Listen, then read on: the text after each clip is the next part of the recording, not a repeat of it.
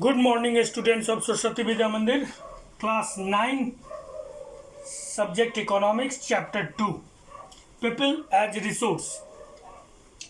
In previous video, we talked about education as a element of human resource for or human capital formation, and we learned that education plays a vital role in the way of human capital formation, and thus if an economy or country willing to get developed, then that country must educate or literate its population for better contribution and productivity towards economic developmental process.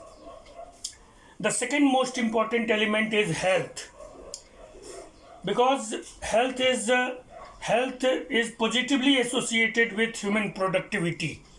Thus, there is a positive relationship between human health indicator and human productivity. There is a upward sloping curve, and human productivity equal to function of human health. Because if we imagine कि कोई software engineer है या IIT engineer है, no doubt कि उस engineer को बहुत सारे नॉलेज होंगे, ही हैज़ मच कैपेबिलिटीज़, लेकिन अगर उसका हेल्थ पुअर हो और वो सदैव बीमार ही रहता हो, वो बेड पर से भी नहीं उठ पाता हो, तो फिर उसकी प्रोडक्टिविटी जीरो हो जाएगी. तो education and health both are jointly improve the productivity of human being, and it is a empower way to make human being into convert human beings into human resource. Health जो है, इसके बारे में कहा जाता है कि हेल्थ ह्यूमन हेल्थ वो स्टार्ट विथ इट्स मदर. मानव का स्वास्थ्य जो है उसकी माँ से शुरुआत होती है उसकी, और इसीलिए अभी अमिताभ बच्चन प्रचार भी देते हैं कि 1000 दिन जन्म के बाद जो 1000 दिन होते हैं, मोटा मोटी 3 साल जिसको आप कहते हैं, वो माँ के और बच्चे के स्वास्थ्य और उसके पोषण के दृष्टिकोण से महत्वपूर्ण होते हैं, क्योंकि यही वो अवधि है, यानी बिफोर बर्थ माँ का स्वास्थ्य और उसका न्यूट्रिशन लेवल, और आफ्टर बर्थ माँ का स्वास्थ्य और बच्चे का न्यूट्रिशन लेवल, ये डिसाइड करता है कि उस व्यक्ति का हेल्थ कैसा रहेगा और भविष्य में उसकी प्रोडक्टिविटी क्या होगी. A good quality of life जो है, जीवन एक गुणवत्तापूर्ण जीवन जो है, वो डिपेंड्स करता है इस पर कि हम इंश्योर करें the nutrition of both the mother and child. माँ और बच्चे दोनों के पोषण को हम सुनिश्चित करें, तब जाकर हमें एक मजबूत मानव, एक मजबूत जनसंख्या की प्राप्ति होगी, और जिसकी उत्पादकता भी अधिक होगी, और वो देश के विकास में पॉजिटिवली कंट्रीब्यूट कर सकता है. अब जहाँ तक बात है कि इस पूरे हेल्थ सिनेरियो का इम्पैक्ट किस पर पड़ता है, इस पूरे हेल्थ सिनेरियो का और हेल्थ इंफ्रास्ट्रक्चर का जो भी प्रोविजन गवर्नमेंट करते हैं, उसका इम्पैक्ट आपके पड़ता है लाइफ एक्सपेक्टेंसी पर, जीवन प्रत्याशा पे, जो कि बर्थ के टाइम में हम जानते हैं. अभी भारत में 2014 में जीवन प्रत्याशा 68.3 साल है, और ये बहुत सारी डेवलप कंट्रीज के कंपैरिजन में कम है, जैसे जापान है, ऑस्ट्रेलिया है, अमेरिका है, फ्रांस है, स्विट्जरलैंड है. इन सब देशों के कंपैरिजन में ये लाइफ एक्सपेक्टेंसी अभी भी बहुत कम है. अन्य देशों में 80 और 90 साल से भी ज़्यादा लाइफ एक्सपेक्टेंसी है. हमारे यहाँ 68.3 ईयर्स ये एवरेज लाइफ एक्सपेक्टेंसी है. लेकिन आपको हम एक बात बता दें कि बिहार जैसे स्टेट का एम्स का एक सर्वे है, All India Institute of Medical Science Delhi का एक सर्वे था, क्योंकि most of patient from Bihar were going to be admit in AIIMS, और वहाँ का एक सर्वे था कि बिहार के लोगों की जो औसत लाइफ एक्सपेक्टेंसी है वो मात्र 54 साल है, 54 years, which is quite low. And it is ये चिंतनीय है, विषय है बिहार के लोगों के लिए और बिहार सरकार के लिए कि वो हेल्थ इंफ्रास्ट्रक्चर को लेकर कितनी सजग है. भारत में हम लोग बात करेंगे हेल्थ इंफ्रास्ट्रक्चर की एक प्रॉपर वे में कि भारत में हेल्थ इंफ्रास्ट्रक्चर जिन चीज़ों से बनता है उनके इंडिकेटर क्या बता रहे हैं। अभी हेल्थ इंडिकेटर्स जो हैं वो पूरे हेल्थ स्टेटस को डिस्क्राइब करते हैं, जिसमें सबसे पहला है लाइफ एक्सपेक्टेंसी जो कि 68.3 साल है 2014 में। हम आपको ये बता दें कि आज़ादी के समय on the eve of independence it is just only 32 years, 32 साल था आज़ादी के पूर्व आज़ादी के समय, जो कि निश्चित रूप से हमने इसमें दोगुने से ज़्यादा वृद्धि की है, लेकिन still we have to miles to go away. अभी बहुत ज़्यादा दूर जाना है इस हेल्थ के मामले में, क्योंकि अगर हेल्थ बेटर होगा तो प्रोडक्टिविटी बेटर होगी, और प्रोडक्टिविटी बेटर होगी तो फिर बेटर इनकम जनरेट होंगे by every human beings, and better income can be able them to sustain a better quality of life, no doubt. So the overall development process and developmental status what depends upon two major elements of human resource, that is on the one hand it is health and on the other hand it is education. So every economy have to be focused on the infrastructure of these both elements and make a proper infrastructure, adequate infrastructure to provide a better education and better health, to make his human beings or convert his human beings into human capital or human resource. The second indicator regarding health status is infant mortality rate, Sisu Mrityu Dar, which is calculated on the birth of every 1,000 childs which get died within 1 year. That infant mortality rate is in 1951 it is 147 at the time of independence, or just after that independence is quite high, and 147 it is the highest rate, and we able to reduce it to 34 in 2016. 2016 में ये infant mortality rate पर 1000 केवल 34 रह गया, लेकिन अभी भी इसको बहुत कम करने की जरूरत है। विकसित देशों में ये आंकड़ा 2.5 से भी कम अंक में है, और इसलिए अभी हमें बहुत कम करने की जरूरत है। अगर बर्थ रेट की हम बात करें तो 2016 में हमारा बर्थ रेट 20.4 था पर 1000, और डेथ रेट जो है वो 6.4 है।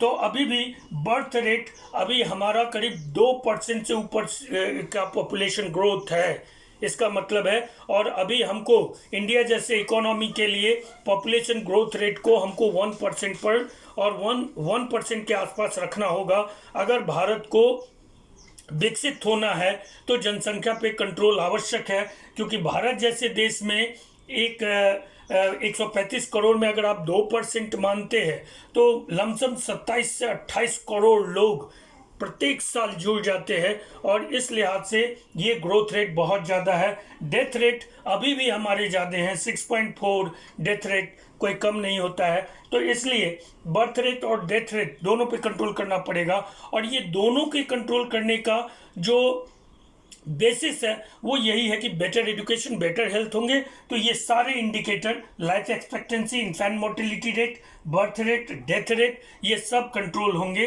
तो इसलिए एक बेटर हेल्थ इंफ्रास्ट्रक्चर की आवश्यकता है। Now we going to describe the health infrastructure in India nowadays. Human productivity is positively associated with human health, and it is a very clear indicator towards economy, that in a economy must have to work on health, human health. Human health के infrastructure में अगर हम बात करते हैं तो primary health care centres, community health care centres, ये जो है इनकी संख्या 2013 में 1,81,139 थी, ठीक है, जो कि बढ़ करके 1,87,505 हो गई 2017 में। जहां तक बात डिस्पेंसरीज की हम करते हैं, जो प्राइवेट डिस्पेंसरीज भी होते हैं और गवर्नमेंट डिस्पेंसरीज भी होते हैं, वो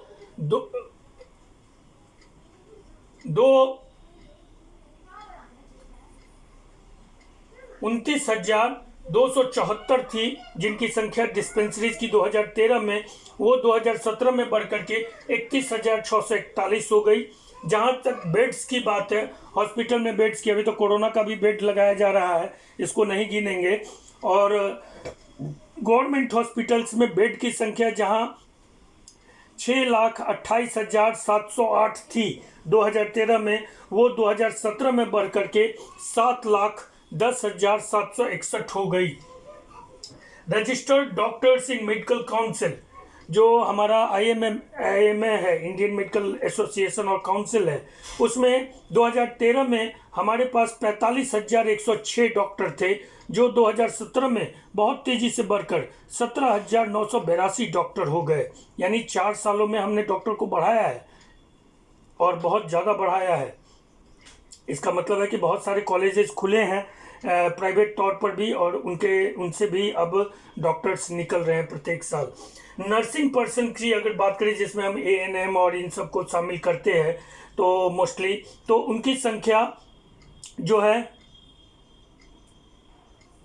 23,44,241 थी 2013 में, जो कि 2017 में बढ़ करके 28,78,182 हो गई। इसमें भी वृद्धि हुई है। नंबर ऑफ मेडिकल कॉलेजेज, यहाँ पर चिंता का विषय है। नंबर ऑफ मेडिकल कॉलेजेज की हम जब बात करते हैं, तो अभी वर्तमान में 2017 में हमारे यहाँ 381 मेडिकल कॉलेजेस हैं, जो कि अभी भी आवश्यकता से बहुत कम है, क्योंकि भारत को एक अमूमन लगभग 12,000 डॉक्टर प्रत्येक साल चाहिए। 12,000 डॉक्टर की आवश्यकता भारत में प्रत्येक साल होती है। अभी हमारे यहाँ जो इंडिकेटर्स बताते हैं कि भारत में लगभग 500 लोगों पर 458 या 472 लोगों पर एक डॉक्टर है, नहीं 3,000 लोगों पर एक डॉक्टर है। और ये 472 डॉक्टर बांग्लादेश में, यानी बांग्लादेश का हेल्थ इंडिकेटर हमसे अच्छा है, और बांग्लादेश में 472 लोगों पर एक डॉक्टर है, और भारत में ये लगभग 3,000 लोगों पर एक डॉक्टर है। तो इसको हमको मिनिमाइज अगर करना है, तो हमें मेडिकल कॉलेजेस की संख्या और ज़्यादा चाहिए। नंबर ऑफ डेंटल कॉलेज की हम बात करें, तो 2017 में 301 डेंटल कॉलेज हैं हमारे पास। और ये मेडिकल कॉलेज और डेंटल कॉलेज जो हैं, 381 मेडिकल कॉलेज और 301 डेंटल कॉलेज, इनमें सबसे ज़्यादा जो मेडिकल कॉलेज और डेंटल कॉलेज हैं, वो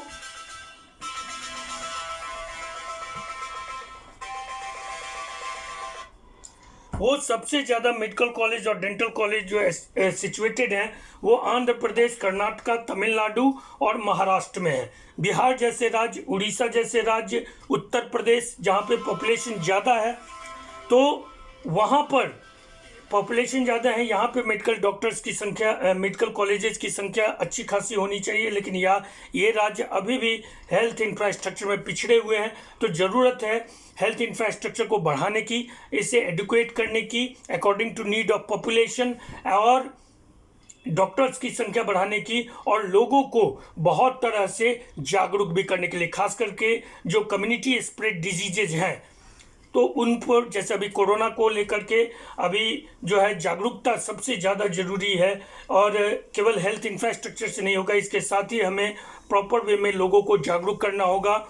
और क्यूरेटिव मेडिसिन, प्रिवेंटिव मेडिसिन, ये जो है, तो प्रिवेंटिव मेडिसिन और क्यूरेटिव मेडिसिन, तो क्यूरेटिव मेडिसिन और प्रिवेंटिव मेडिसिन दोनों के लेवल पे हमें लोगों को एडुकेट करना है, उनको पर्याप्त सुविधाएं देनी है। तो इस तरह से हेल्थ, जो कि ह्यूमन रिसोर्स का एक बहुत महत्वपूर्ण एलिमेंट है, और हेल्थ जो है ह्यूमन रिसोर्स को डिसाइड करता है और उसकी प्रोडक्टिविटी को बढ़ाता है। तो इस तरह से हमने हेल्थ को देखा है, इसके इंफ्रास्ट्रक्चर को देखा है, और हम एकदम इसमें कहेंगे कि जो मानव उत्पादकता है, वो मानव स्वास्थ्य से घनात्मक रूप से संबंधित है, पॉजिटिवली एसोसिएटेड है। thus it is clear you also have to make your notes in your fair notebook, and also write down and remember the data which can be asked in objective type question or MCQ question.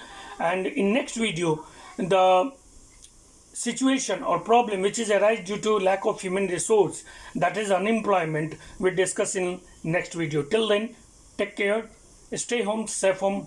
Bye.